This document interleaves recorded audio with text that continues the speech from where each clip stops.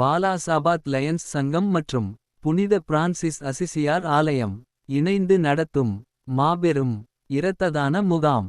காஞ்சிபுரம் மாவட்டம் வாலாஜாபாத்தில் உள்ள புனித பிரான்சிஸ் அசிசியார் ஆலயத்தில் வாலாஜாபாத் லயன்ஸ் சங்கம் புனித பிரான்சிஸ் அசிசியார் ஆலயம் இணைந்து நடத்தும் மாபெரும் இரத்ததான முகாமில் Singarayar Michael Libiraj, Varunkumar, Lion Dhanarajan, Lion Sriraman, Lion Deenadayalu, Lion மோகன் ஆகியோர் கலந்து கொண்டு இரத்ததான முகாமை துவக்கி வைத்தனர்.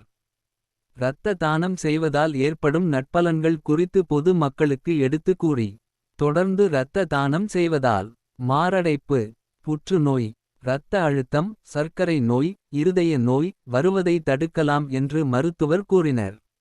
மற்றும் வாலாசாபாத் லயன்ஸ் சங்க உறுப்பினர்கள் மற்றும் 100க்கும் மேற்பட்ட பொதுமக்கள் கலந்து கொண்டு இரத்ததானம் வழங்கினர்.